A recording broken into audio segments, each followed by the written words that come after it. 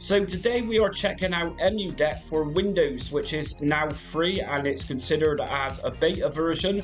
So a little while back the team did announce that there was going to be releasing this before Christmas, and here we go. So in this setup guide I'm going to be showing you how to configure this and how to actually set it up, how to add your own games, and I'm going to be showing you how to play around with video settings through RetroArch and also other various settings such as scraping your artwork, that type of thing. So there's quite a lot of information in this EmuDeck for Windows setup guide, but once you've got this up and running, it's a superb front-end system. You need to check this one out.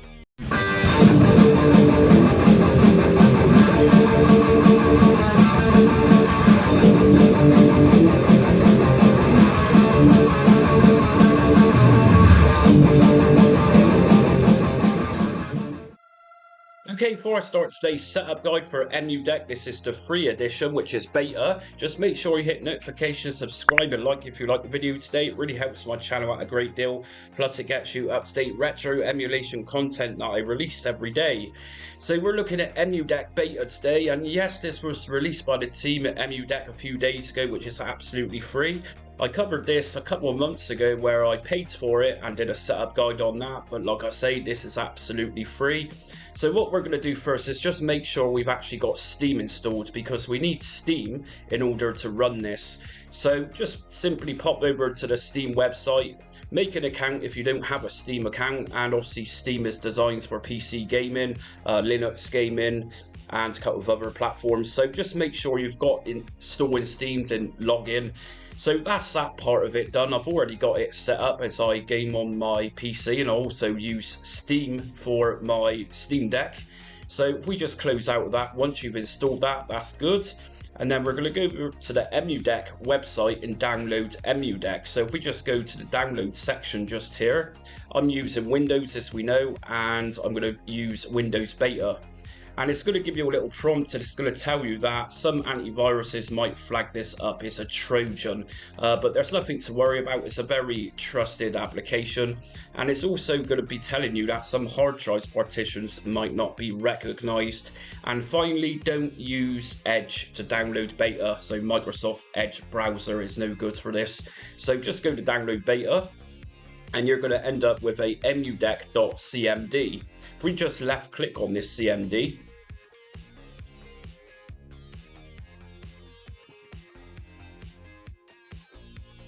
so initially as you're setting this up, it's going to look a bit complicated if you're not used to command prompts like this, but it's pretty straightforward really.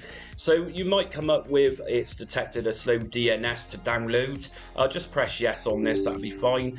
And should you get a little prompt come up saying do you want to allow this app to make changes to your device, that's Windows PowerShell, just press yes on this.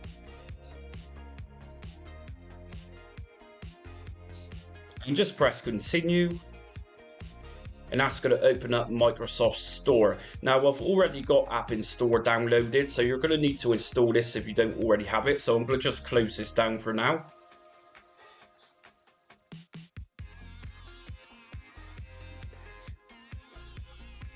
And just let this command prompt do its thing.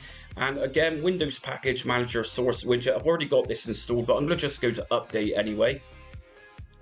And close. And as we can see, it's now downloading EmuDeck. So EmuDeck is pretty much running through Emulationstation. So very similar to something like RetroBat or Batacera.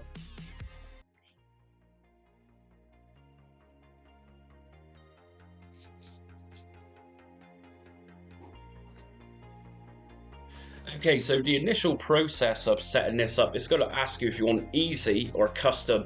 I suggest just using easy and installing that. It's going to take a little while, and what that's doing is going to be downloading the RetroArch cores, RetroArch itself, and many other different emulators. So I've already got this set up, but on your first download of this and your first setup, it will take you through a fairly easy process. So if you want a very easy, straight to the point setup for EmuDeck, then just hit on easy and then just download it, and it's going to take around 5 to 10 minutes to download everything completely.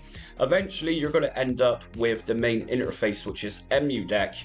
From here we can do a lot of different things. We can go to quick settings and we can play around with aspect ratios of particular systems. If If we go to manage emulators, because I use the easy way of installing EmuDeck, I can access all my emulators just here that is downloaded. So we got systems such as Yuzu for Nintendo Switch, Zemu for Xbox, we got MAME, we got Cemu for Wii U, Beta 3K. So it's downloaded everything. So what I'm going to do is just show you an example of something. If we go to RetroArch, through here, it's going to tell us that particular BIOS files are missing. That's because I've not put anything in yet. If we go to EmuDeck Store, we can download some free homebrew games.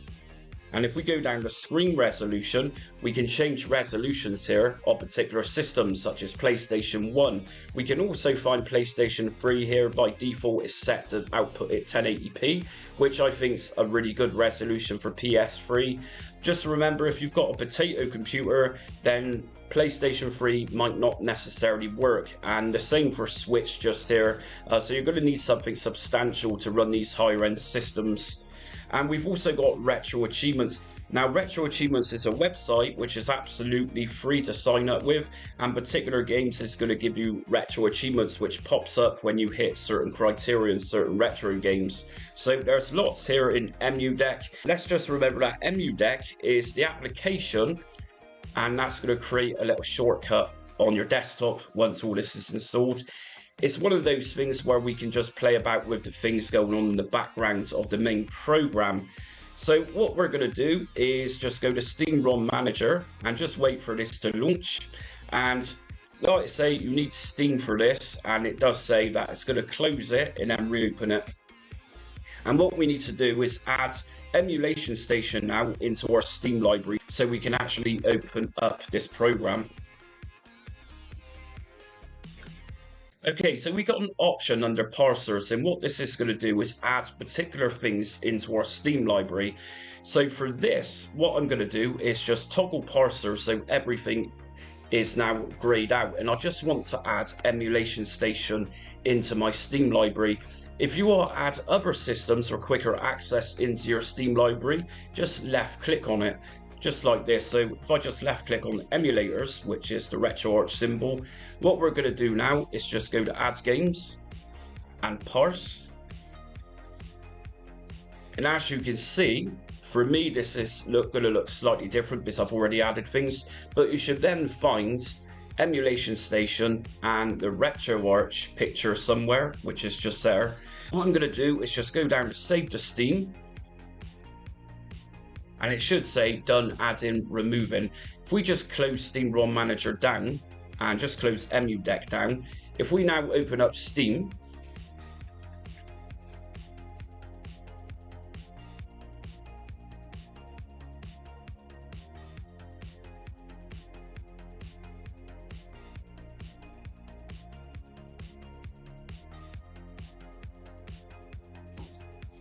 so we're back into Steam. Let's just maximize this. If I go to my Steam library, you should now find Emulation Desktop Edition in your Steam library.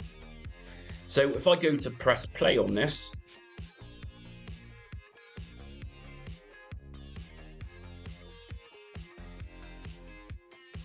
once that's opened up for the first time, it's going to tell us that nothing's in there. We put no ROMs in there yet. We put no games into Emulation Station. So when you installed this initially, it would have asked you to use a destination drive. So it would have created a ROM library. So to find this, it's already going to tell us just here at this point where that directory is, where we're going to add our games. So in this case, it's going to be in my C drive because that's the drive I selected when I installed this system. It's going to be in my C drive, emulation folder and ROMs folder, and that's where we're going to head now to put some games. So just go to quit, and what we're going to do is locate that destination where our ROMs folder is going to be. So my C drive, and here's my emulation folder, and my ROMs folder is here, and this is where we can start adding. So for this, what I'm going to do is add a Super Nintendo game. So if I just scroll down, I'm going to find SNES. And I've got a SNES game here, which is in zip file extension. Now, if I go back into Steam and open up Emulation Station again,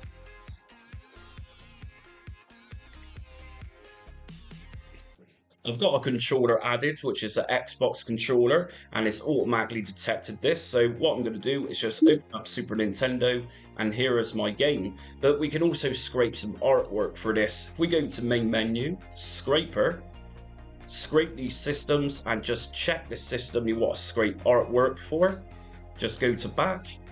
Okay, we're going to go down to account settings just here, and you need to sign up with Screen Scraper if you want to use this, which is absolutely free. So just head over to the Screen Scraper website, and I'll leave the link in my description, and just put your Screen Scraper username and password here. And I'm going to go down to back.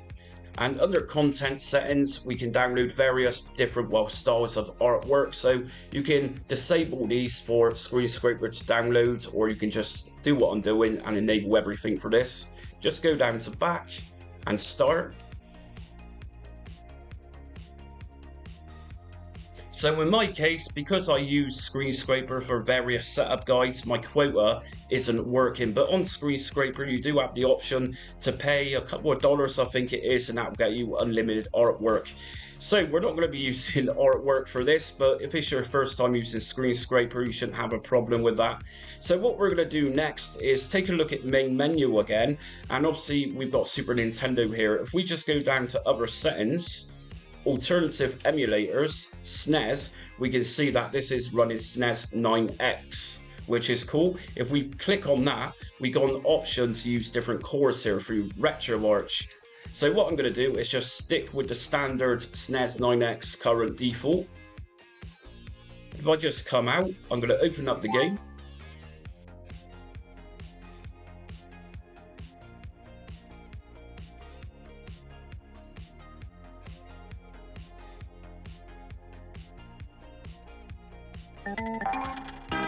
What could possibly go wrong?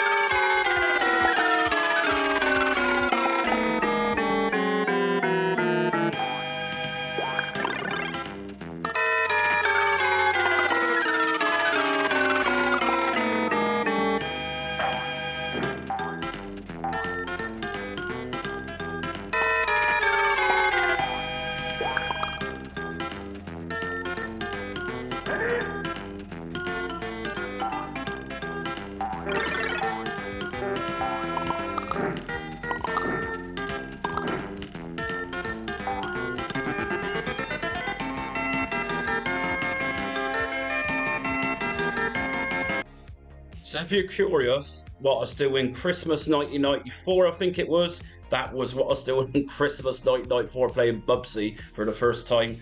So very simple to use this system. What I'm going to do next is show you how to add different themes. If we go to main menu by pressing start, we go to UI settings, theme downloader, just press proceed on this. That's going to fetch us a list of different themes we can use.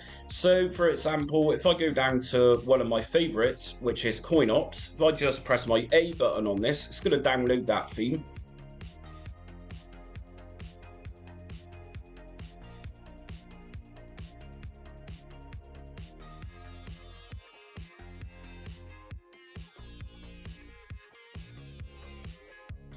And once it says installed, if we come out, if we go down to theme, we can then find the theme in here. So Coin Ops in my case, if I just press A on that, come out, and here we go, we've got a new theme. So obviously this will have a preview video with some artwork as well as a marquee, logo, whatever, but as we know, I've used my quota with Screen Scraper. So what I'm going to do next is just go to main menu, and I'm going to go to quit Emulation Station, and I'm going to show you how to add something a bit more complex, which is PlayStation. So I'm going to show you where to put the BIOS file. So quit Emulation Station, and yes. So what we're going to do is head back into that ROMs directory, and we're going to add a PlayStation 1 game. So open up the C drive, obviously C drive in my case, where the ROMs location is, emulation, ROMs, and I'm going to look for PSX or PS1, and here it is, PSX. Now I've got my game here, which is 007 Tomorrow Never Dies. And what I'm going to do is open this up with RetroArch. So I need to find my BIOS folder. And what I'm going to do is just add my BIOS inside of here.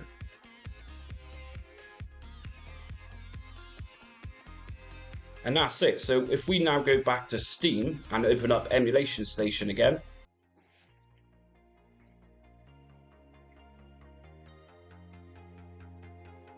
And we got PlayStation. And if we just boot this up,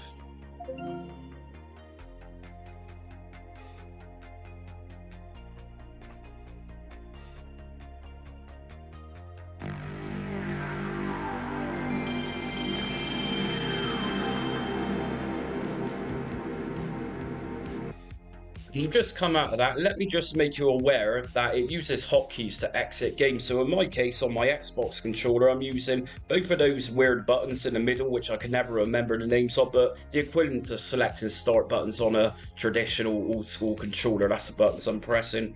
So if we want to change how we open up PlayStation games, it's just a case of going to main menu again and other settings, alternative emulators. We'll now find PSX's showed up.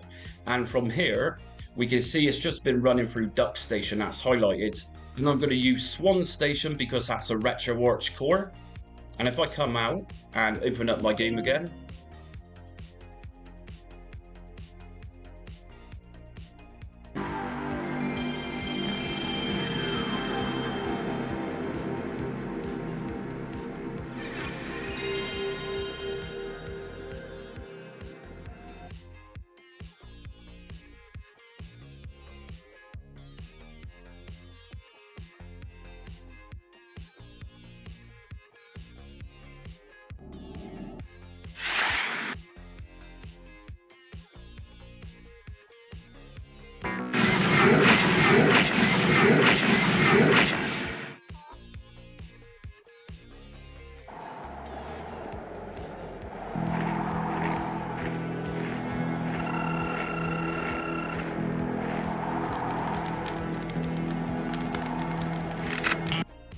now as you can see, the bezels are actually enabled on this. So because this is Swan Station, it's of course a RetroArch core. If we access the RetroArch quick menu, I'm just pressing my Xbox button to open this up.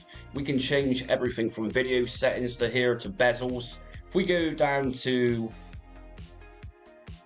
on-screen overlay, if I go to display overlay and turn that off, if I go back into the game, quick menu, resume.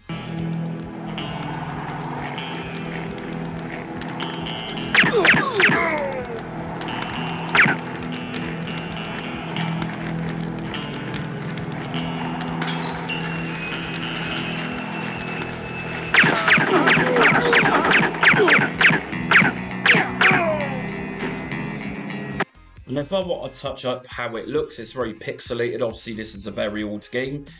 All we need to do is just press circle or B on your controller. If I go to settings, video, scaling, I'm going to play around with some video settings. So right now this game is set to the aspect ratio of 16:9.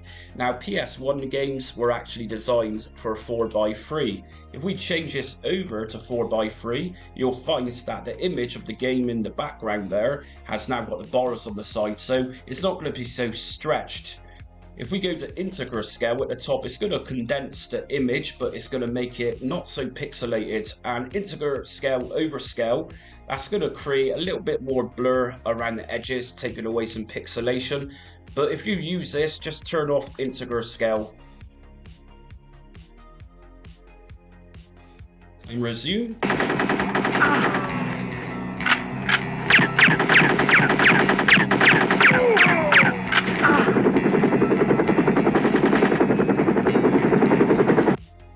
Now, because we've now put this onto 4x3, if we apply those bezels again, on-screen overlay, display overlay, on.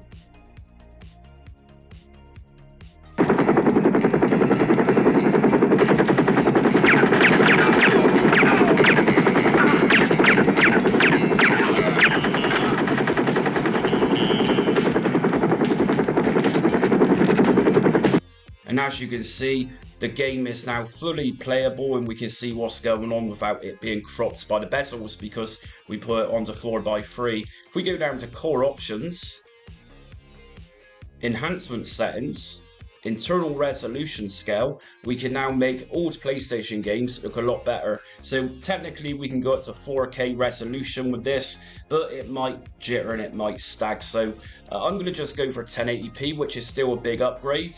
And we got other settings to play around with here, such as true color rendering to bring colors out. We got multi-sample, anti-aliasing, but just be mindful, systems like this, if you're running a potato computer, then it's gonna look a little bit choppy if your computer can't handle it. Having said that, just by going to something like 2x MSAA, it's gonna clean up jagged edges. If we go back into the game, quick menu,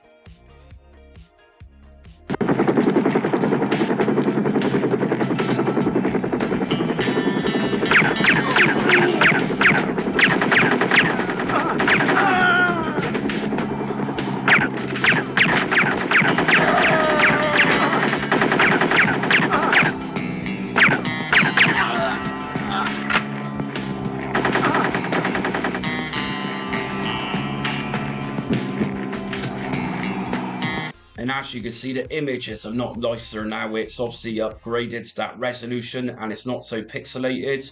And through RetroArch, we can also use save and load states. So if we go down to save states, we got state slot. So it's going to allow us up to 1,000 slots, which is almost like memory cards, units, or blocks like in the old days. If I just leave this to auto, which is state slot 0, if I go to save state,